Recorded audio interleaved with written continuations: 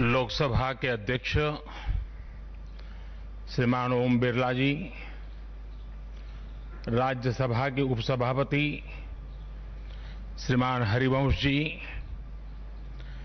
केंद्रीय मंत्रिपरिषद के मेरे साथी श्री प्रहलाद जोशी जी, श्री हरदीप सिंह पुरी जी, अन्य राजनीतिक दलों के प्रतिनिधिगण, वर्चुअल माध्यम से जुड़े अनेक देशों के पार्लियामेंट के स्पीकर्स, यहां उपस्थित अनेक देशों के एम्बेसडर्स, इंटर पार्लियामेंट्री यूनियन के मेंबर्स, अन्य महानुभाव और मेरे प्यारे देशवासियों,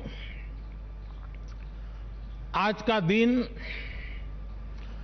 बहुत ही ऐतिहासिक है।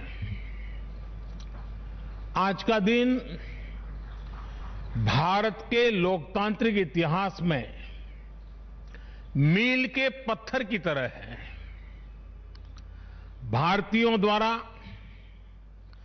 भारतीयता के विचार से ओतप्रोत भारत के संसद भवन के निर्माण का शुभारंभ हमारी लोकतांत्रिक परंपराओं के सबसे अहम पड़ाव में से एक है।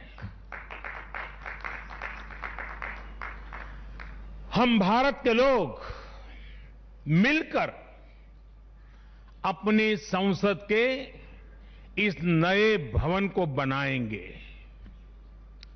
और साथियों, इससे सुंदर क्या होगा, इससे पवित्र क्या होगा जब भारत अपनी आजादी के 75 वर्ष का पर्व मनाए तो उस पर्व की साक्षात प्रेरणा हमारी संसद की नई इमारत बने। आज 130 करोड़ से ज्यादा भारतीयों के लिए बड़े सौभाग्य का दिन है, गर्व का दिन है, जब हम इस ऐतिहासिक पल के साक्षी बन रहे हैं।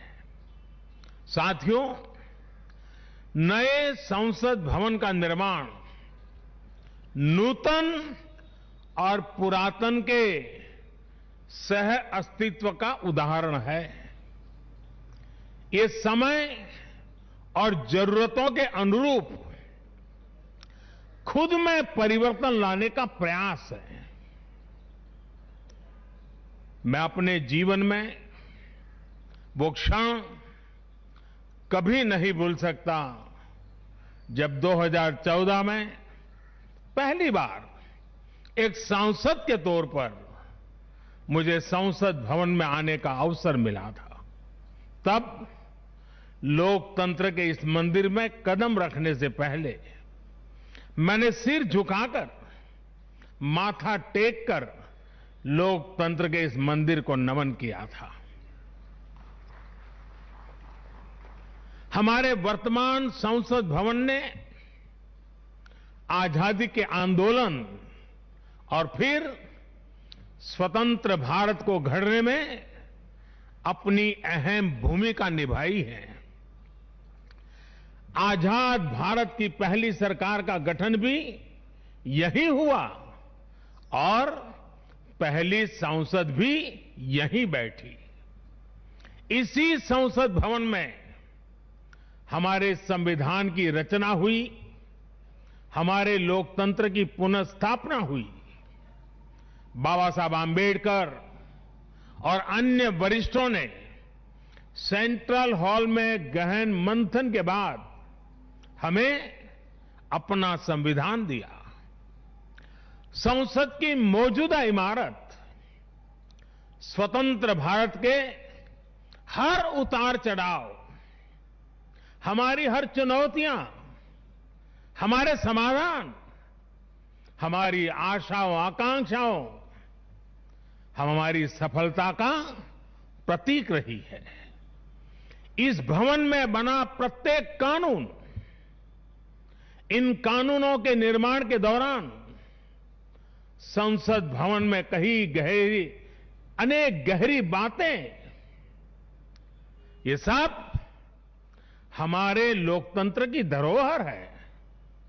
लेकिन साथियों, संसद के शक्तिशाली इतिहास के साथ ही यथार्थ को भी स्वीकारना उतना ही आवश्यक है। ये इमारत अब करीब करीब 100 साल की हो रही है।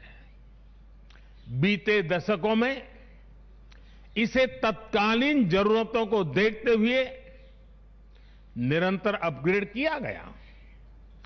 इस प्रक्रिया में कितनी ही बार दीवारों को तोड़ा गया है, कभी नया साउंड सिस्टम, कभी फायर सेफ्टी सिस्टम, कभी आईटी सिस्टम। लोकसभा में बैठने की जगह बढ़ाने के लिए तो दीवारों को भी हटाया गया।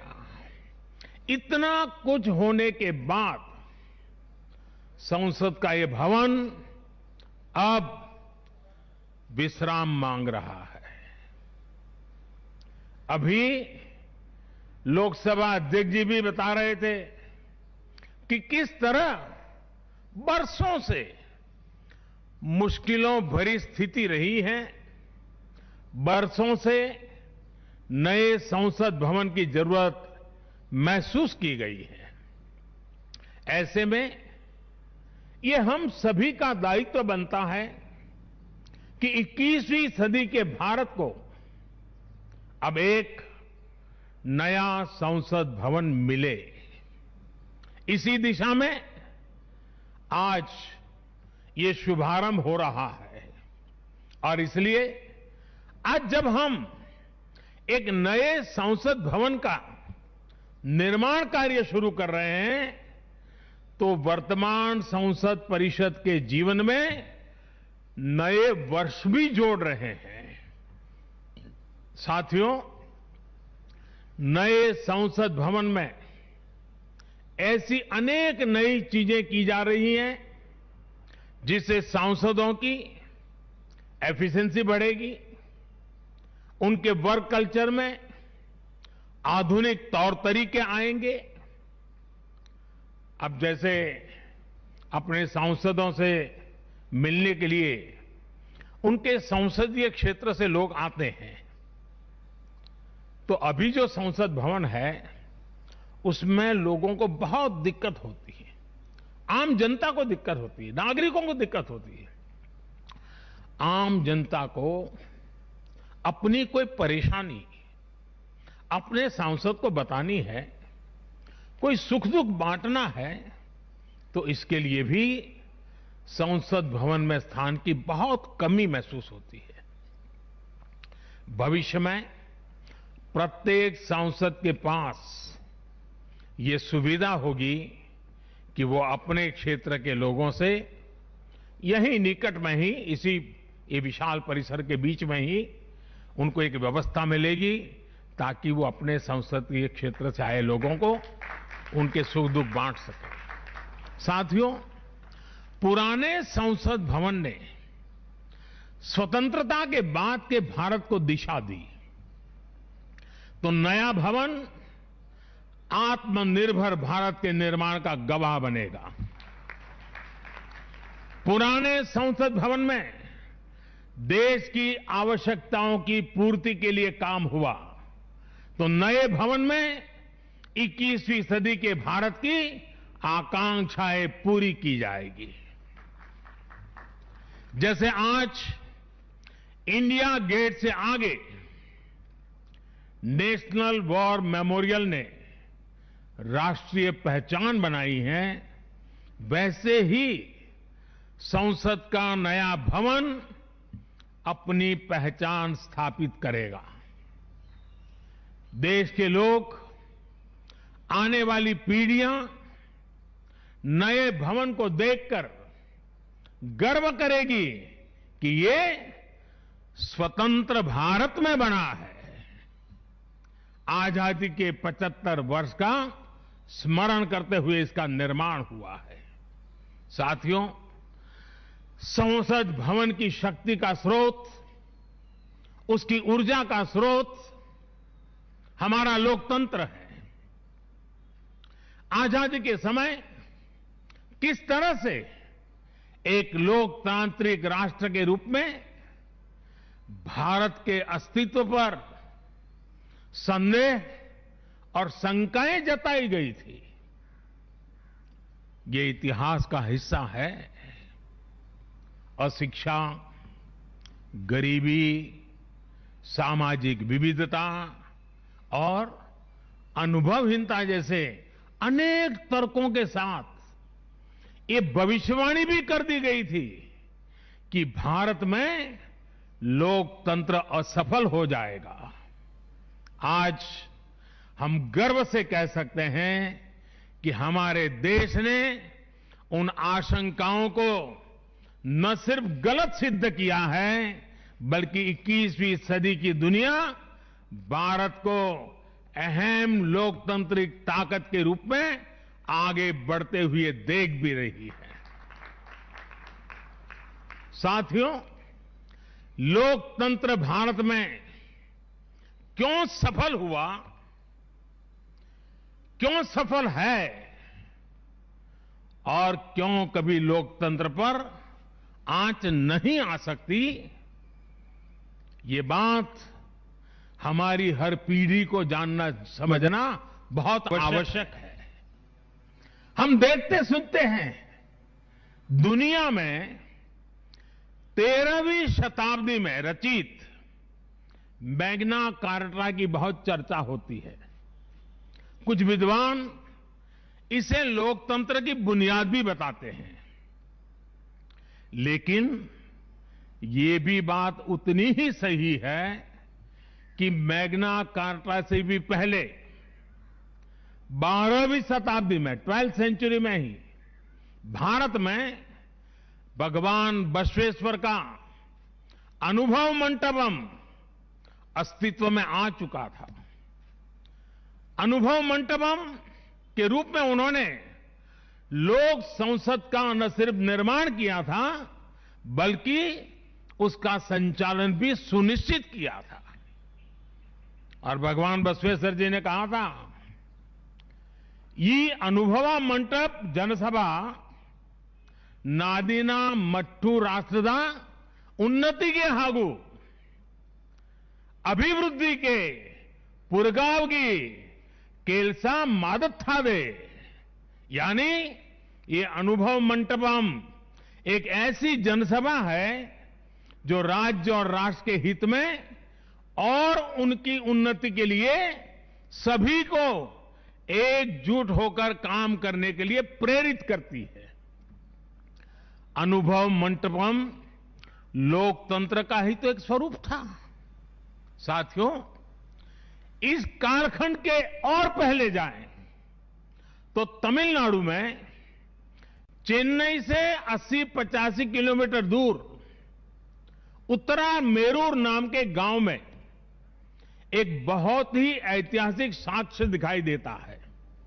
इस गांव में चोल साम्राज्य के दौरान 10वीं शताब्दी में पत्थरों पर तमिल में लिखी गई पंचायत व्यवस्था का वर्णन है, 10th सेंचुरी। और इसमें बताया गया है कि कैसे हर गांव को कुटुंब में कैटेगराइज किया जाता था, जिनको अगर आज की भाषा में कहना है तो हम आज उसको एक वार्ड कह सकते हैं। उन कुटुंबों से एक एक प्रतिनिधि महासभा में भेजा जाता था। और जैसा आज भी होता है, इस गांव में 1000 वर्ष पूर्व जो महासभा लगती थी वो आज भी वहां मौजूद है। और साथियों, 1000 वर्ष पूर्व बनी इस लोकतांत्रिक व्यवस्था में एक और बात बहुत महत्वपूर्ण थी। उस पत्थर पे लिखा हुआ है, उस शिलालेख में वर्णन है इसका, और उसमें कहा गया है कि जनप्रतिनिधि को चुनाव लड़ने के लिए अयोग्य घोषित करने का भी प्रावधान था। उस जमाने में। और नियम क्या था?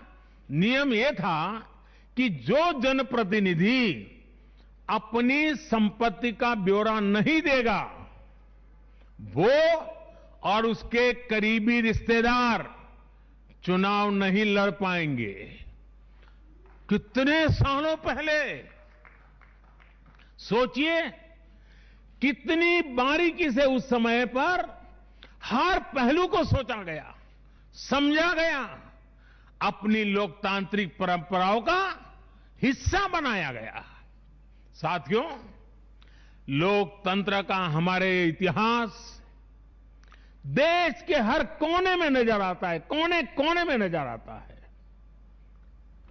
कुछ शब्दों से तो हम बराबर परिचित हैं।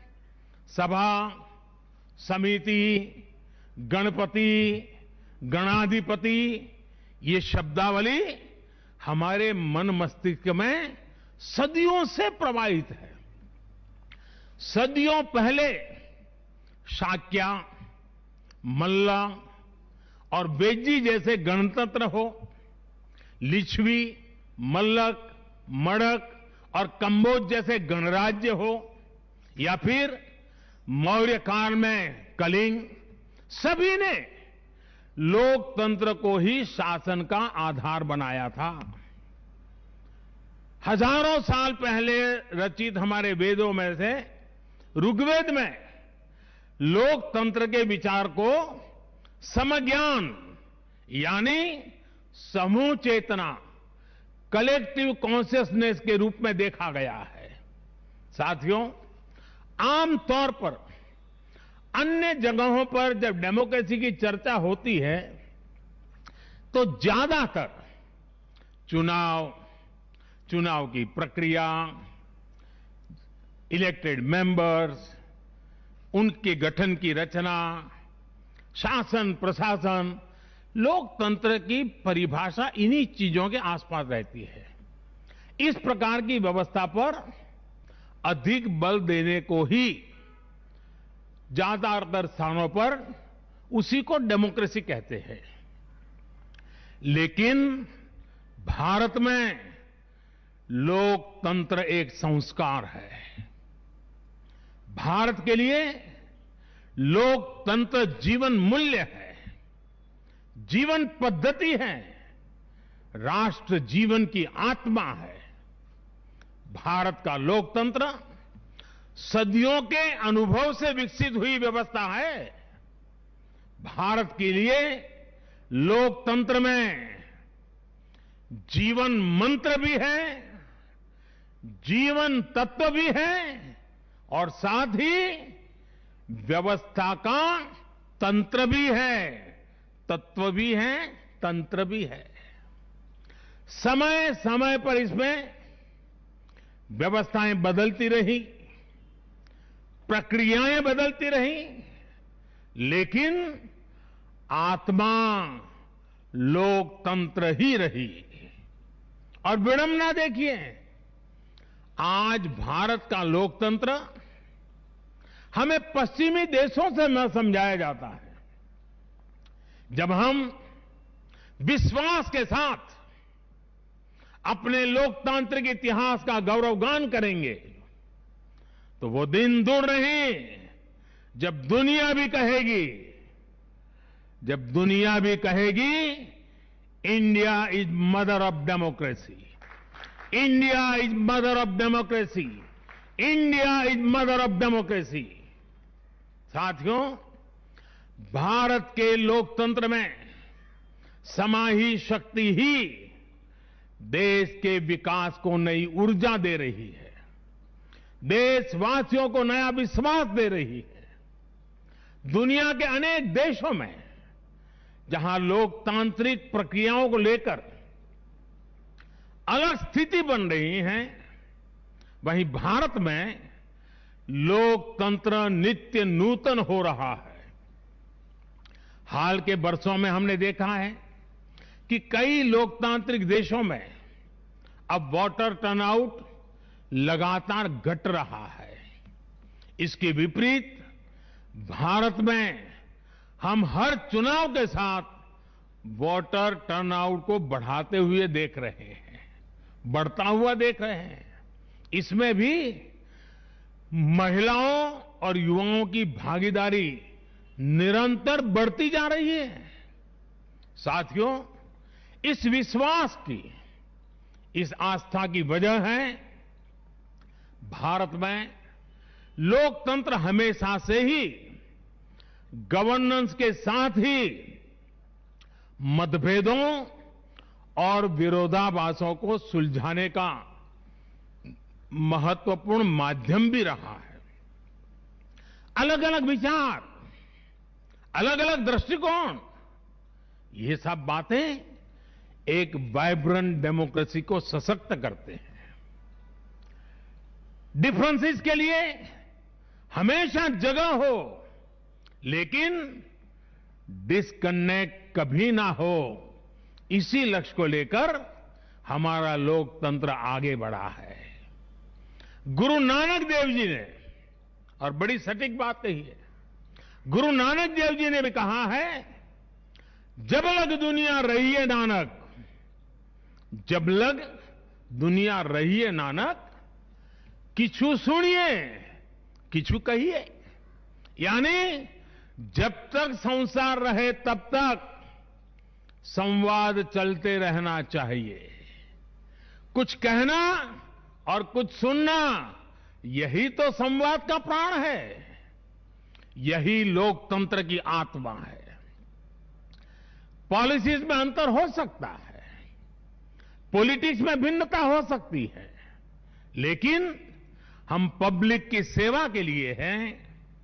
इस अंतिम लक्ष्य में कोई मतभेद नहीं होना चाहिए।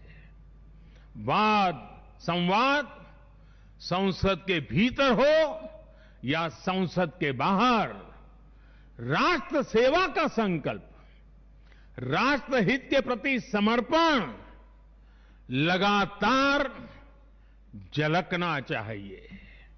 और इसलिए आज जब नए संसद भवन का निर्माण शुरू हो रहा है, तो हमें याद रखना है कि वो लोकतंत्र जो संसद भवन के अस्तित्व का आधार है, उसके प्रति आशावाद को जगाए रखना हम सभी का दायित्व है। हमें हमेशा याद रखना है कि संसद पहुंचा हर प्रतिनिधि जवाबदेह है। ये जवाबदेही जनता के प्रति भी है और संविधान के प्रति भी है। हमारा हर फैसला राष्ट्र प्रथम, नेशन फर्स्ट, इसकी भावना से ही होना चाहिए। हमारे हर फैसले में राष्ट्रहित सर्वोपरि रहना चाहिए। राष्ट्रीय संकल्पों की सिद्धि के लिए हम एक स्वर में, एक आवाज में खड़े हो, ये बहुत जरूरी है। साथियों, हमारे यहां जब मंदिर के भवन का निर्माण होता है, तो शुरू में उसका आधार सिर्फ ईंट पत्थर ही होता है। कारीगर, शिल्पकार सभी के परिश्रम से मंदिर के भवन का निर्माण पूरा होता है। लेकिन वो भवन एक मंदिर तब बनता है, उसमें पूर्णता तब आती है जब उसमें प्राण प्रतिष्ठा होती है। प्राण प्रतिष्ठा होने तक वो सिर्फ एक इमारत ही रहता है। साथियों, नया संसद भवन भी बनकर तो तैयार हो जाएगा, लेकिन वो तब तक एक इमारत ही रहेगा जब तक उसकी प्राण प्रतिष्ठा नहीं होगी। लेकिन ये प्राण प्रतिष्ठा किसी एक मूर्ति की नहीं होगी। लोकतंत्र के इस मंदिर में इसका कोई विधा विधान भी नहीं है, विधि विधान भी नहीं है। इस मंदिर की प्राण प्रतिष्ठा करेंगे इसमें चुनकर आने वाले जनप्रतिनिधि, उनका समर्पण, उनका सेवा भाव इस मंदिर की प्राण प्रतिष्ठा करेगा। उनका आचार, विचार, व्यवहार इस लोकतंत्र के मंदिर की प्राण प्रतिष्ठा करेगा। भारत की एकता, अखंडता को लेकर किए गए उनके प्रयास इस मंदिर की प्राण प्रतिष्ठा की ऊर्जा बनेंगे। जब एक एक जनप्रतिनिधि अपना ज्ञान, अपना कौशल्य, अपनी बुद्धि, अपनी शिक्षा, अपना अनुभव पूर्ण रूप से यहां निचोड़ देगा, राष्ट्रहित में निचोड़ देगा, उसी का अभिषेक करेगा, तब इस नए संसद भवन की प्राण प्रतिष्ठा होगी। यहां राज्यसभा काउंसिल ऑफ स्टेट्स है, एक ऐसी व्यवस्था है जो भारत के फेडरल स्ट्रक्चर को बल देती है। राष्ट्र के विकास के लिए राज्य का विकास, राष्ट्र के विकास के लिए राज्य का विकास, राष्ट्र की मजबूती के लिए राज्य की मजबूती, राष्ट्र के कल्याण के लिए राज्य का कल्याण, इस मूलभूत सिद्धांत के साथ काम करने का हमें प्रण लेना है। पीढ़ी दर पीढ़ी आने वाले कल में जो जनप्रतिनिधि यहां आएंगे, उनके शपथ लेने के साथ ही प्रतिष्ठा के इस महायज्ञ में उनका योगदान शुरू हो जाएगा। इसका लाभ देश के कोटि कोटि जनों को होगा। संसद की नई इमारत एक ऐसी तपोस्थली बनेगी जो देशवासियों के जीवन में खुशहाली लाने के लिए काम करेगी, जन कल्याण का काम करेगी। साथियों, 21वीं सदी भारत की सदी हो, यह हमारे देश के महापुरुषों और महान नारियों का सपना रहा है। लंबे समय से इसकी चर्चा हम सुनते आ रहे हैं। 21वीं सदी भारत की सदी तब बनेगी जब भारत का एक एक नागरिक अपने भारत को सर्वश्रेष्ठ बनाने के लिए अपना योगदान देगा। बदलते हुए विश्व में भारत के लिए अवसर बढ़ रहे हैं। कभी कभी तो लगता है जैसे अवसर की बाढ़ आ रही है। इस अवसर का हमें किसी भी हालत में, किसी भी सूरत में इन अवसरों को हमें हाथ से निकलने नहीं देना है। पिछली शताब्दी के अनुभवों ने हमें बहुत कुछ सिखाया है। उन अनुभवों से सीखे और उन अनुभवों की सीख हमें बार बार याद दिला रही है कि अब समय नहीं गंवाना है, समय को साधना है। साथियों, एक बहुत पुरानी और महत्वपूर्ण बात मैं आज जिक्र करना चाहता हूं। वर्ष 1897 में स्वामी विवेकानंद जी ने देश की जनता के सामने 1897 में कहा था कि अगले 50 सालों के लिए उन्होंने एक आह्वान किया था और स्वामी जी ने कहा था कि आने वाले 50 सालों तक भारत माता की आराधना ही सर्वोपरि हो। देशवासियों के लिए उनका यही एक काम, भारत माता की आराधना। और हमने देखा उस महापुरुष की वाणी की ताकत। इसके ठीक 50 वर्ष बाद 1947 में भारत को आजादी मिल गई थी। आज जब संसद के नए भवन का शिलान्यास हो रहा है तो देश को एक नए संकल्प का भी शिलान्यास करना है। हर नागरिक को नए संकल्प का शिलान्यास करना है। स्वामी विवेकानंद जी ने उनके उस आह्वान को याद करते हुए हम सबको ये संकल्प लेना है। ये संकल्प हो इंडिया फर्स्ट का, भारत सर्वोपरि। हम सिर्फ और सिर्फ भारत की उन्नति, भारत के विकास को ही अपनी आराधना बना ले। हमारा हर फैसला देश की ताकत बढ़ाए, हमारा हर निर्णय, हर फैसला एक ही तराजू में तोला जाए, और वो तराजू है देश का हित सर्वोपरि, देश का हित सबसे पहले। हमारा हर निर्णय वर्तमान और भावी पीढ़ी के हित में हो। साथियों, स्वामी विवेकानंद जी ने तो 50 वर्ष की बात की थी। हमारे सामने 25-26 साल बाद आने वाली भारत की आजादी की 100वीं वर्षगांठ है, जब देश वर्ष 2047 में 2047 में अपनी स्वतंत्रता के 100वें वर्ष में प्रवेश करेगा, तब हमारा देश कैसा हो, हमें देश को कहां तक ले जाना है, इस 25-26 वर्ष कैसे हमें खप जाना है, इसके लिए हमें आज संकल्प लेकर काम शुरू करना है।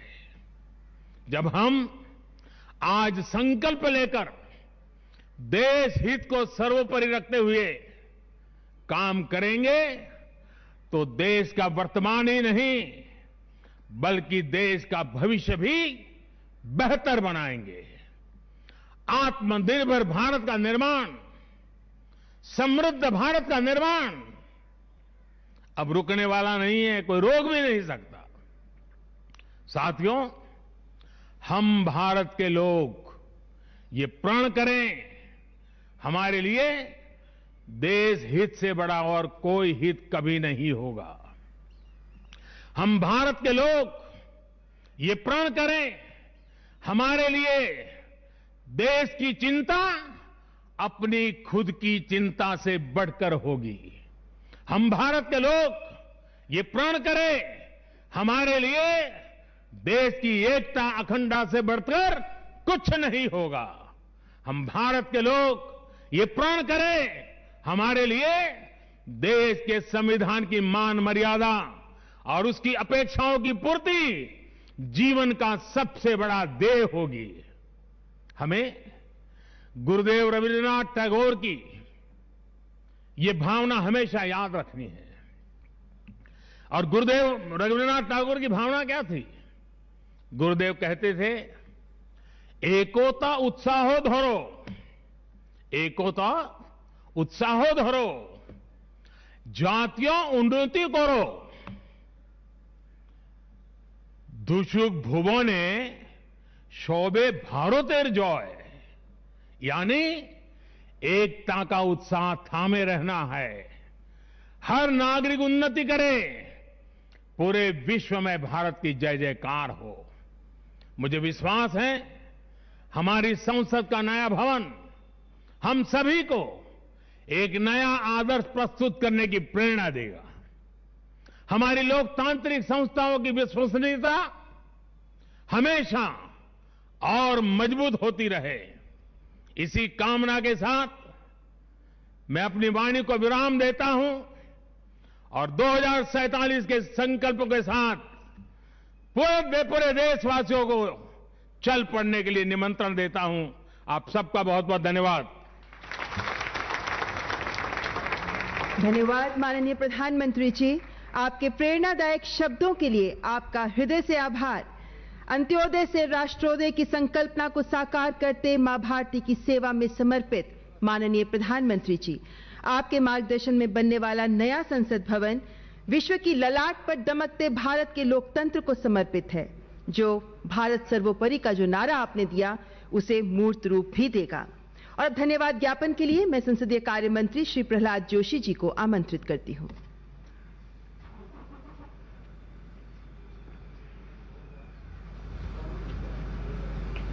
सभी का नमस्कार। आज का दिन हम सब देशवासियों के लिए एक अविस्मरणीय